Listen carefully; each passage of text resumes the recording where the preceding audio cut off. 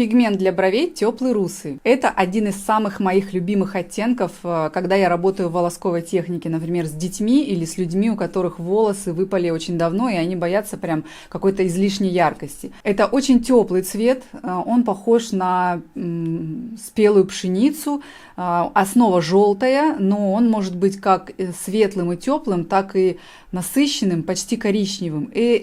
И это зависит от того, как вы уложите его в кожу. Я предпочитаю этим цветом работать в волосковой технике или в плотной растушевке. Почему в плотной? Потому что если поработать им прозрачно, то он может зажить слишком таким нежно-желтым и не подойти вашему клиенту. Если только это не соломенного, знаете, бывают такие девушки с соломенного цвета волосами, с желтыми бровями, ну вот у них оттенок такой теплый прям, и этот цвет тогда в теневой растушевке им отлично подойдет. Но в основном это плотная растушевка и волосковая техника. Конечно, его можно смешивать с любым из наших других цветов, но в основном мастера миксуют его с холодным русом, либо с каштаном, для того, чтобы сделать немножко понасыщеннее, но не потерять вот эту вот теплоту. Даже если вы смешаете теплый русый цвет, например, 1 к 1 с каштаном, получится такой нейтральный, насыщенный, светло-коричневый оттенок. Поэтому, конечно, да, можно мешать с любым цветом нашей палитры. Я сейчас покажу вам, как он выглядит на растирке, чтобы вы убедились, какой это красивый цвет и какой он разный, когда нанесен плотно и когда нанесен полупрозрачно. Я капаю буквально 2 капли пигмента и обычной водой, мокрым ватным диском размываю его, чтобы вы поняли, какой он концентрированный. Посмотрите, я могу закрасить им весь альбомный лист. И вот если совсем прозрачно его нанести, видите, получается он такой желтоватый, такой нежный, красивый цвет. Это подойдет не всем, это подойдет только вот пшеничным таким насыщенным, пшеничным теплым волосам. А в плотном прокрасе это очень красивый русый оттенок с желтой основой. При удалении лазером он становится теплее, немножко светлее, при удалении ремувером без особенностей. И если вдруг вы ошиблись, допустим, поставили пятно или по всей площади немножко глубже поработали, чем нужно, этот цвет заживает таким красивым, благородным серым оттенком. Я не говорю вам заглубляться ни в коем случае, но им можно работать на толстой коже, например, достаточно это безопасно, потому что он действительно теплый и очень красивый. И если вдруг все-таки холодность у вас получилась излишняя, то вы можете создать инверсию цвета, равномерно пройдя на большом расстоянии лазером, для того, чтобы чуть-чуть подтеплить, чуть-чуть подсветлить, но нету когда цели удалить, а именно создать инверсию цвета. То есть брови останутся на месте, они просто станут немножко светлее и теплее. Идеальный вариант. А теперь об упаковке. Сейчас у меня в руках пигмент объемом 15 мл. Коробочка эта выдерживает на самом деле вес взрослого 100-килограммового мужчины. То есть вы можете быть уверены, что заказав наши пигменты, вы получите их в целости и сохранности. Пигмент не будет раздавлен каким-то тяжелым грузом, который положит сверху, или не пострадает при бросании, например, или если его уронят. Коробочка очень симпатичная, очень приятная на ощупь. На ней в обязательном порядке номер пигмента, по которому вы можете понять его цвет. И написано, в общем-то, его название. Коробочка открывается просто, никаких замков нету. Внутри сидит пигмент в специальной ячейке, которая вырезана под его размер. И сам пигмент у нас с обязательной лентой контроля вскрытия. То есть, открывая его, вы можете быть уверены, что до вас его никто не открывал. Первый раз это тяжело, щелчки слышно при открытии, и вы, когда откроете, поймете, что внутри чисто, носик не испачкан, ничто не заляпано, и очень настойчиво вам рекомендую, если вы пользуетесь пигментами, они довольно жидкие и концентрированные, и перед взбалтыванием закрывайте крышечку плотно, а еще лучше, когда вы собираетесь работать пигментом, вы можете закрыть чистым ватным диском носик и встряхивать вот в таком состоянии. Это своеобразный лайфхак. Если вы закроете крышку неплотно, я сейчас возьму другой пигмент, который у меня тут стоит. Вот, допустим, я не полностью закрыла крышку, не до конца ее докрутила. И встряхивая пигмент, особенно если вы его перевернете и будете встряхивать, у меня здесь в носике образуется лужа, появляется грязь, засыхает пигмент на самом кончике носика. Работайте с пигментами чисто. О чем я говорю? Это вы должны первый раз открыв и начав взбалтывать, должны закрыть его плотно, чтобы не было пустого пространства внутри, куда пигмент может просто выливаться во время того, как вы трясете его. Иногда потому что, до нелепости, но приходит сообщение, что это такое, у меня внутри грязно. Надо закрывать плотнее, чтобы грязно не было. При правильной работе, вот я сейчас тоже могу его закрыть хорошо, долго трясти, потому что долго трясти это вообще-то ключевое. Вы должны долго трясти каждый пигмент, потому что иногда пигменты, когда постоят долго, они расслаиваются. Внутри есть шарик специальный, который вам поможет перемешать все слои пигмента, сделать их однородными. И вот я трясу довольно долго, и я открываю, и у меня внутри все так же чисто. Ничего не разлилось, все чисто. Это важно, потому что эстетика работы, она очень важна. Вы, открывая перед клиентом пигмент, и у вас будет чистая крышечка, чистая бутылочка, никаких потеков, никаких залапанных краской крышечек, что вызывает недоверие у клиента в первую очередь. Все должно быть идеально чистым. Именно поэтому мы сделали крышечку белой. Если она была бы черная, то этого всего не было бы видно и не было бы ощущения вот этой чистоты, стерильности. Поэтому следите за этим, тщательно перемешивайте пигмент. Еще, кстати, сделаю на этом акцент. Когда пигменты стоят долго, у каждого мастера, особенно если вы купили полный набор, например, или у вас вообще много пигментов всяких разных линеек, у вас так или иначе появляются любимчики, и вы в процессе начинаете постоянно пользоваться какими-то там несколькими цветами, остальные стоят, ждут своей очереди, и за то время, пока они стоят, они расслаиваются. Я рекомендую вам раз в неделю хотя бы все пигменты встряхивать, потому что наши пигменты и любые другие со временем, если они стоят месяц, 2 или 1,5 года,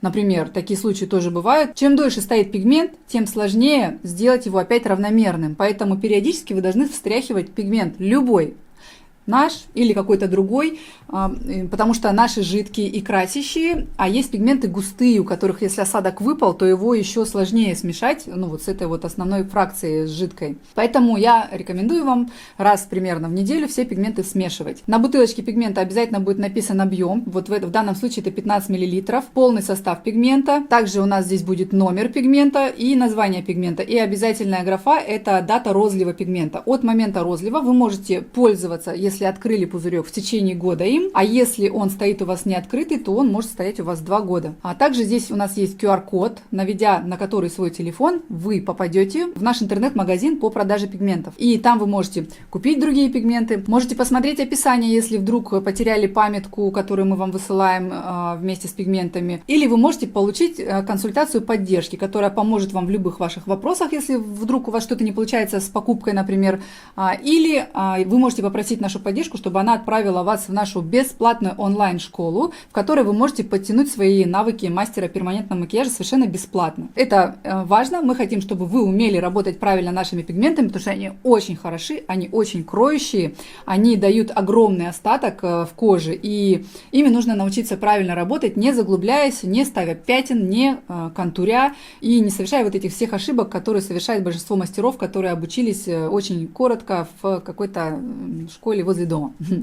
Поэтому переходите по ссылке и спрашивайте любую информацию у поддержки. Когда я открываю пигмент, почему я обращаю внимание на носик? Потому что многие мастера любят смешивать пигменты между собой. И когда вы смешиваете, вы должны по правилам записать, сколько капель, на сколько капель вы смешали, какого цвета. И в этом случае очень важны капли, очень важен размер капель. И я могу вам гарантировать, что наши капли все одинакового размера, потому что я сама люблю смешивать пигменты капельно. И, как вы видите, все капли одинакового размера. Этого мы достигаем благодаря носику, который выдает вот эту вот идеальную каплю. Вот такого, кстати, оптимального размера. Я использую примерно 6-8 капель на одного клиента. Волосков это техника или растушевка, неважно. И получается, если вы сохраняете пропорцию, например, 6 капель теплого русого и 2 капли каштана, да, то есть вы сделали немножко прохладнее теплый русый цвет и немножко насыщеннее. И вы должны запомнить, вы можете записать 3 к 1, или, например, просто 6 капель и 2 капли. И вы будете уверены, что они одинаковые, вы будете уверены, что вы добьетесь точно такого же результата на коррекции, когда этот клиент к вам придет придет и скажет, мне этот цвет очень нравится, хочу точно такой же. Или на обновление через несколько лет. И почему я считаю это преимуществом, у меня сейчас нету в руках показать, но очень много пигментов, у которых большой носик и капля каждый раз разного размера. То есть вот здесь надавил ты или не давил, она сама упала под силой гравитации, она одинакового размера. Но когда носик большой, капля падает, то вообще как клякса огромная, то она вот такая маленькая, если ты не давил. И я считаю это очень важной характеристикой. Еще одна важная очень деталь. При работе с пигментами, любыми, нашими или другими, вы должны помнить, что перед работой вы должны тщательно встряхнуть пузырек, то есть он должен быть плотно закрыт, рассказываю еще раз, и в течение минимум минуты вы должны его вот прям вот с таким усилием встряхивать. Не вот так вот, немножко поболтать.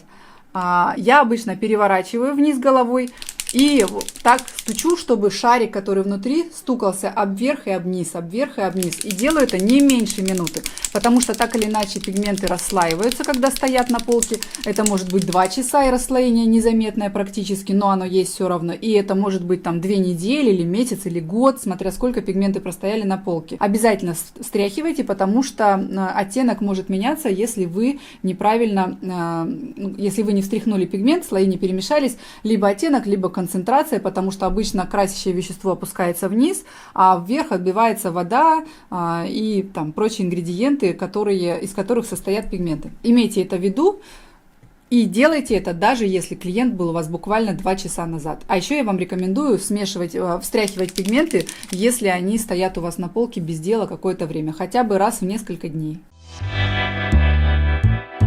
К каждому нашему пигменту или к набору пигментов мы даем вам набор документов, что у нас здесь в конверте находится. Если вы купили пигменты, вам обязательно придет вот такой сертификат соответствия.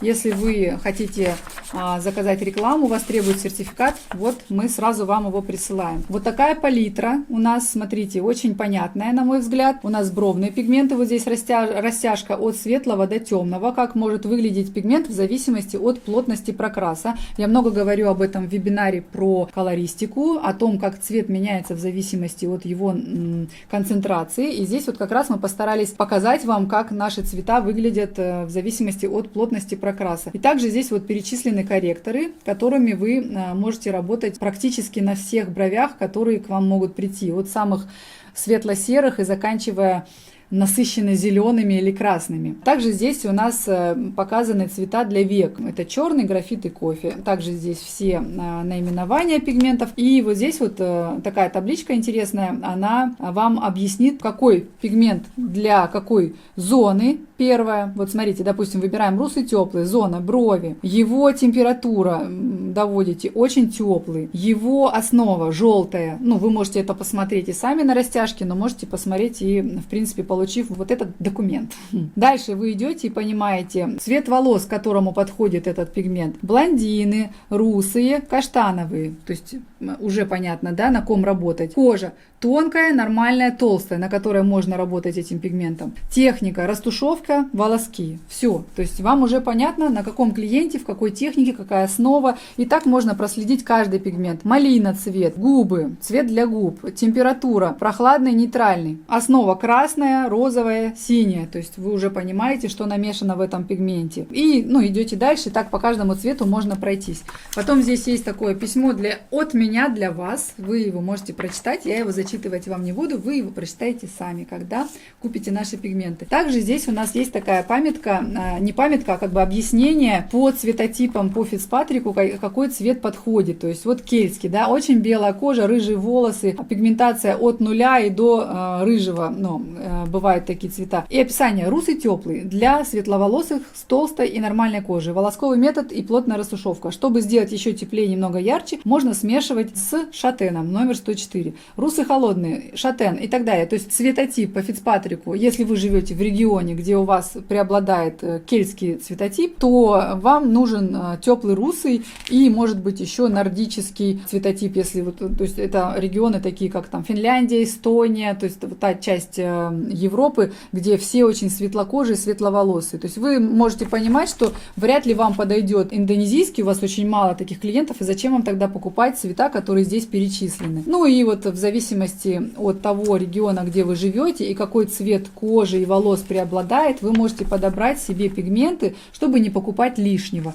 И также эта памятка для вас будет в тот момент, когда вы подбираете клиенту пигмент, вы можете заглянуть, подглянуть, подсмотреть. Кстати, у нас есть еще приложение, вы можете его скачать, напишите нашей поддержке, они вам помогут. Воспользовавшись нашим приложением, вы можете понять вообще моментально, какой пигмент нужен конкретному клиенту. А вот это вы можете использовать для того, чтобы выбрать набор пигментов, который подходит вашему региону, например. Ну или если вдруг у вас под рукой нету приложения. Так, что здесь у нас еще?